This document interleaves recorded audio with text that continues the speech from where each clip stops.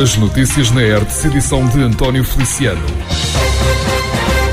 Tenha atenção, a urgência pediátrica do Hospital de Torres Novas está de portas fechadas às crianças e jovens que assim necessitarem durante este fim de semana. A normalidade só será uma realidade pelas 9 da manhã de segunda, dia 15 de abril.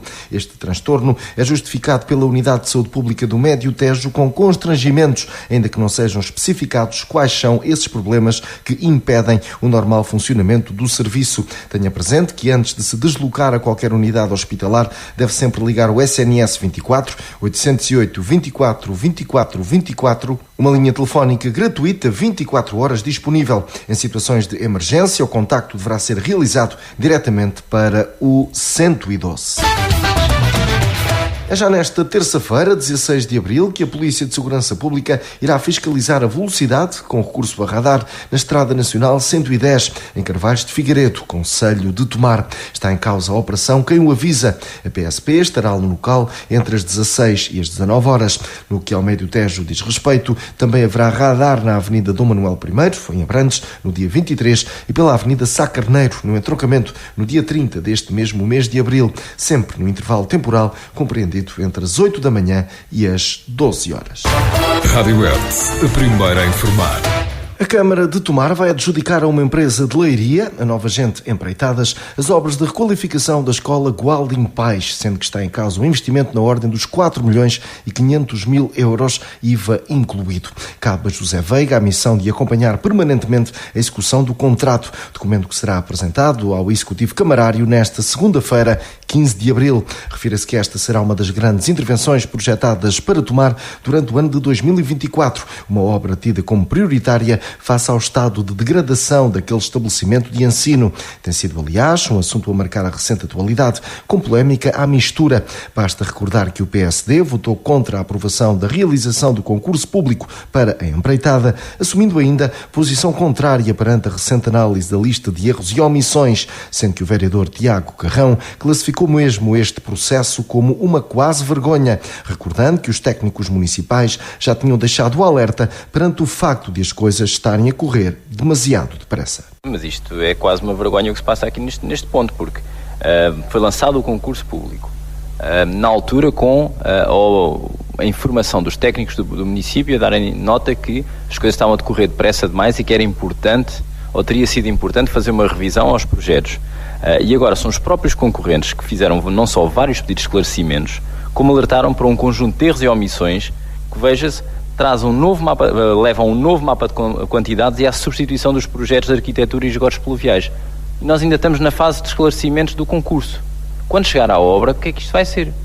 E isto, para a obra da dimensão que é, os vários milhões de euros que são, numa fase ainda de candidatura, e nem sei como é que podemos descrever isto. Isto fará o que é que será quando a obra começar, as derrapagens que vão ser no orçamento, os trabalhos complementares, a obra a atrasar-se. Isto não nos parece de todo razoável e obviamente que deveria ter seguido aquilo que era a recomendação dos técnicos do município e feito uma revisão do projeto como deve ser para evitar este tipo de coisas.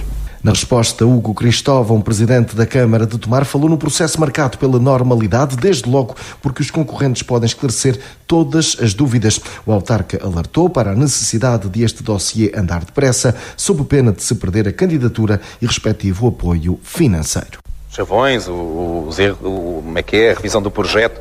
A revisão do projeto, já lhe tentei explicar, não detectaria a maioria destas coisas. A revisão do projeto, olha para o projeto e vê se o projeto cumpre as regras, cumpre, enfim. O que está a acontecer é perfeitamente normal. É para isso que existe, precisamente, o período em que os concorrentes, portanto, podem fazer esclarecimento de dúvidas.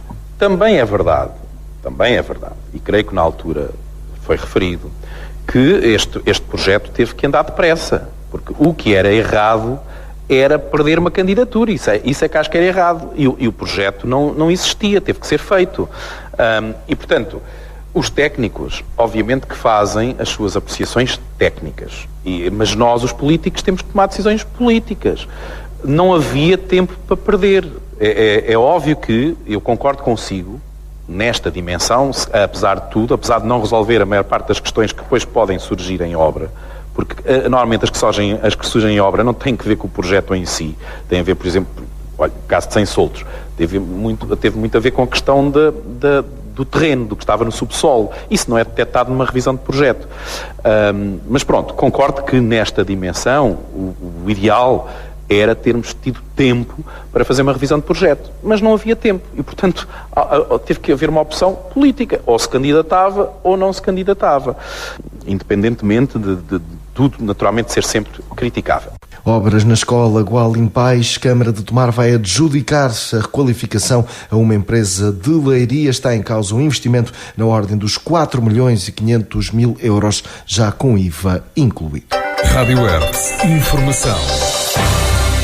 A Autoridade de Segurança Alimentar e Económica esteve em ação de fiscalização no mercado abastecedor de Tomar, que decorreu nesta quinta-feira, 11 de abril. Esteve em causa a fiscalização dos operadores económicos que fazem o transporte de mercadorias, sendo que a ASAI marcou presença em 50 locais de Portugal com esse mesmo intuito. Foi a Operação Mercândia. Esta ação envolveu cerca de 160 inspectores que verificaram as condições de higiene de transporte, o controlo e registro de temperatura, o acondicionamento e a rotulagem dos géneros alimentícios, bem como a documentação de acompanhamento dos mesmos, tendo sido ainda verificadas as mercadorias em trânsito não alimentares e a sua conformidade com a regulamentação aplicável, reforça a autoridade em comunicado. No total nacional foram instaurados 38 processos de contraordenação, destacando-se como principais infrações a falta de controlo meteorológico, a falta de registador de temperatura em viatura de transporte de géneros alimentícios, a falta de requisitos de higiene nesse mesmo transporte,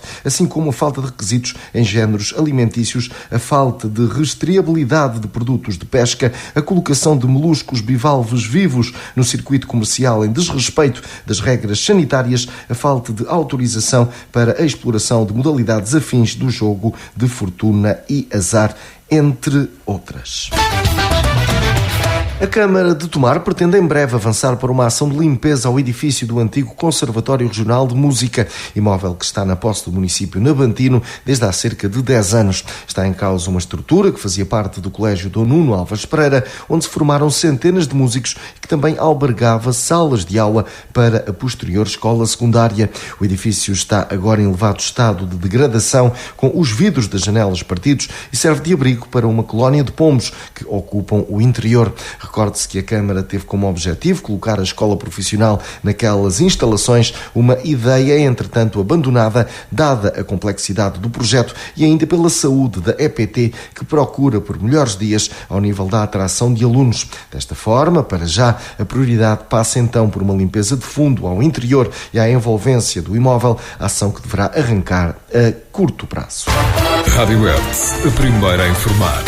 O investimento na ferrovia esteve em análise na recente sessão da Assembleia Intermunicipal do Médio Tejo, à altura em que Manuel Valamatos, presidente da SINT, foi questionado sobre aquilo que está projetado para o futuro. E o ramal de Tomar, claro, também foi motivo de conversa, desde logo pela intervenção de Ricardo Carlos, eleito do PSD, que destacou que o território nabantino tem 4 estações e outros tantos apiadeiros, pelo que, reforçou, o potencial ferroviário é mais do que o entroncamento. Ricardo Carlos quer que a comunidade intermunicipal invista mais no setor.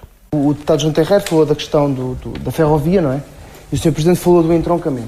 Eu só queria deixar nota que o Concelho de Tomar tem 4 estações ferroviárias e 4 apiadeiros ferroviários.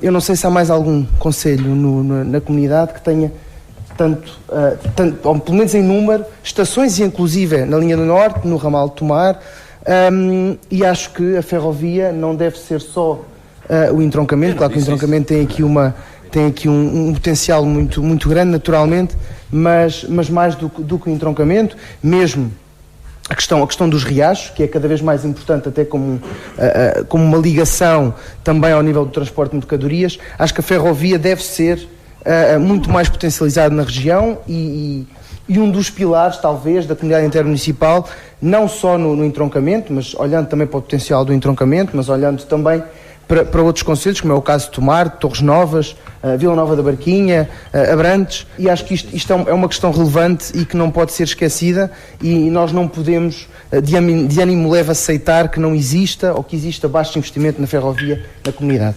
Manuel Valamatos reforçou que o Médio Tejo tem 26 estações espalhadas pelos diferentes concelhos, no que classificou como património histórico. Ouça, nós temos 26 estações no nosso território, acho eu. Abrantes também tem 3. Pois, eu não quis dizer...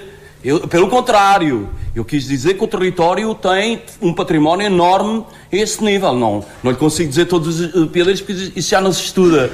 Deixou-se de estudar, agora vai-se à internet e é mais fácil. Mas dizer o quê? Eu só disse é que o entroncamento, de facto, é um património, é uma referência daquilo que é a ferrovia nacional e até mesmo internacional, certo? Não quis menosprezar o território, pelo contrário. Aliás, é um território rico e fértil em rede ferroviária e tem um entroncamento também. Hugo Costa, do Partido Socialista, também quis intervir sobre a ferrovia, referendo que espera para ver se o Governo vai continuar a linha de aposta nos últimos anos e prometeu estar atento se o caminho da MF irá passar pela privatização. Espero que o novo Governo continue a apostar na ferrovia e é isso que o Partido Socialista. E também, obviamente, em todos os concelhos que têm ferrovia na nossa região. A começar, naturalmente, por Tomar, mas também pelo entroncamento, já que falaram há pouco de Tomar, mas pelo entroncamento. E sim, estaremos muito atentos para ver se novamente o caminho da antiga MF é o caminho de procurar a sua privatização, que era a aposta no último momento em que estiveram. Mas estamos numa altura de novo Governo e, por isso, com toda a tranquilidade, desejar bom trabalho ao novo Governo, que seja também positivo para a nossa região. Análise do investimento na ferrovia na região do Médio Tejo. Ricardo Carlos, do PSD de Tomar, refere que o potencial ferroviário é muito mais do que um entroncamento e dá o exemplo do ramal de Tomar. Rádio Hertz. Informação.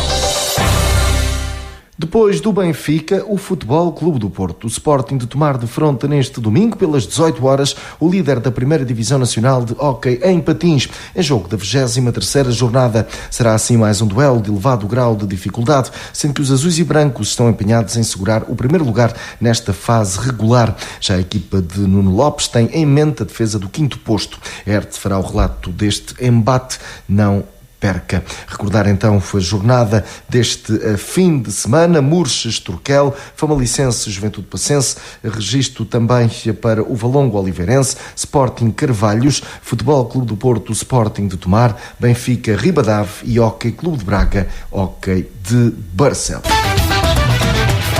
A primeira distrital da Associação de Santarém continua ao rubro. A 5 jornadas do final, são 4 os candidatos ao título, separados por apenas 3 pontos, com vantagem para Fátima e Abrantes e Benfica. Na ronda deste domingo, pela lógica, é mesmo ao conjunto fatimense que está reservada a missão mais complicada, com deslocação ao reduto do Cartacho. A equipa de Gonçalo Carvalho é favorita, claro, mas os seus perseguidores colocam fichas nos cartacheiros para uma eventual surpresa. De resto, Abrantes e Benfica, Ferreira do Zézer e Fazendense jogam em casa, sendo que os abrantinos recebem um oponente que está a braços com a luta pela fuga à descida. Recordar a jornada deste domingo: Fazendense Salvaterrense, Ferreira do Zézer Mação, com relato aqui na Hertz, Vasco da Gama Amiense, Abrantes e Benfica Oriense, Samora Correia Moçarriense, Alcanenense Torres Novas, Forense Coruchense e Cartacho Fátima. Rádio Hertz, a primeira a informar. O programa de apoio ao associativismo de Tomar bateu em 2024 um novo recorde. Foram 106 as entidades que se candidataram ao auxílio do município, que investe cerca de 560 mil euros na dinâmica associativa do concelho.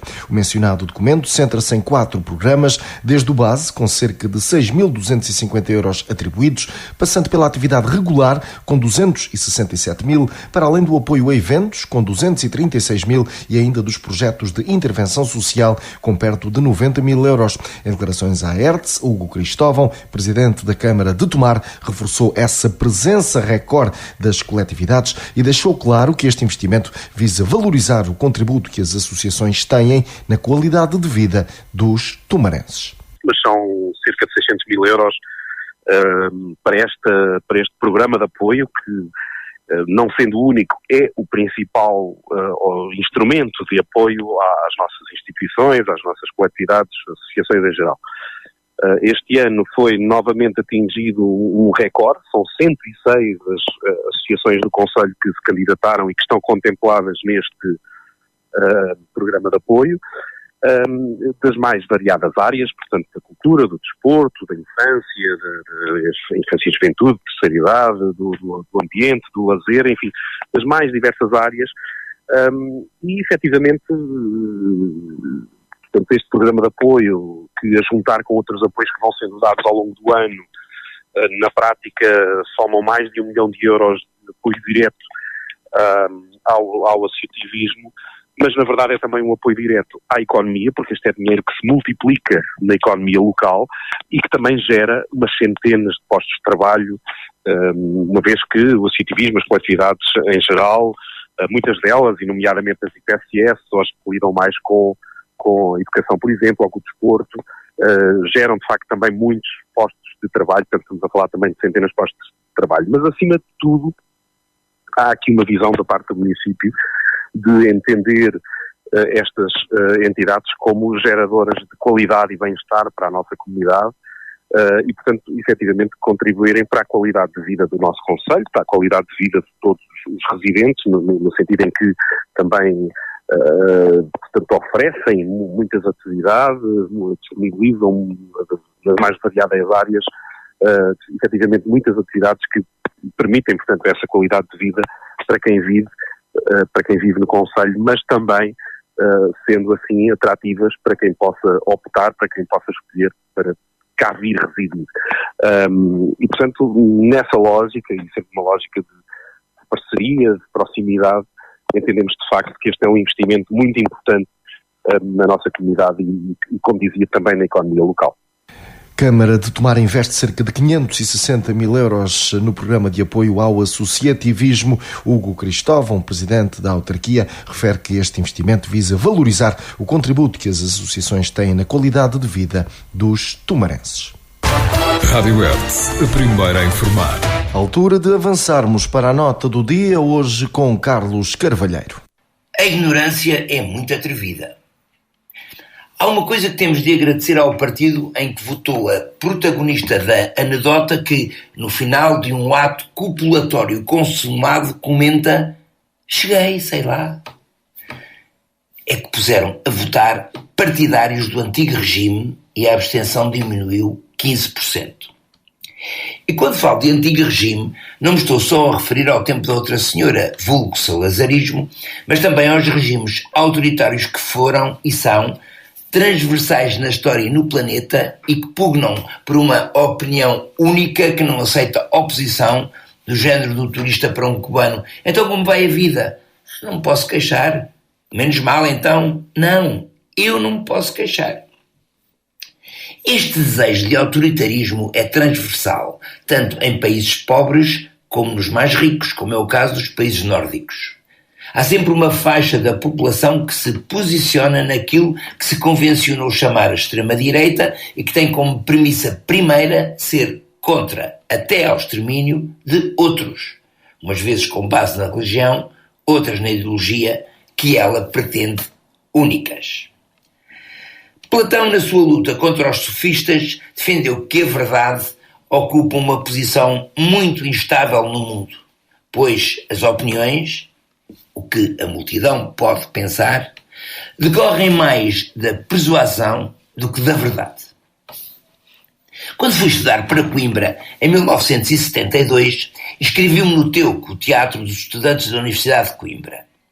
O encenador, Fernando Guzmão, propôs uma peça do argentino José Ruibal, O Burro, que tinha de passar pelo exame prévio ou censura a dar o sim ou não. Nessa altura era muito conhecida uma rubrica de José Cardoso Pires no Diário de Lisboa, O Burro em Pé, que caricaturizava o salazarismo.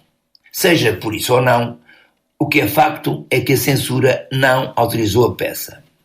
E então o encenador propôs: vamos lá mandar a peça outra vez, mas mudamos o nome para O Asno. A peça veio autorizada. Depois, antes da estreia, teve-se de fazer um ensaio geral para a censura ver o resultado. Eu, que tinha os meus 17 anos, achei tudo aquilo intolerável. Quando veio o 25 de Abril, percebi que era uma coisa boa, muito boa, quando foi divulgado que o exame prévio e a censura tinham sido extintos. Carlos Carvalheiro foi aqui com a nota do dia. Rádio Hertz, informação. Concluímos assim mais esta edição. Continue desse lado. Estas e outras notícias em radiohertz.pt.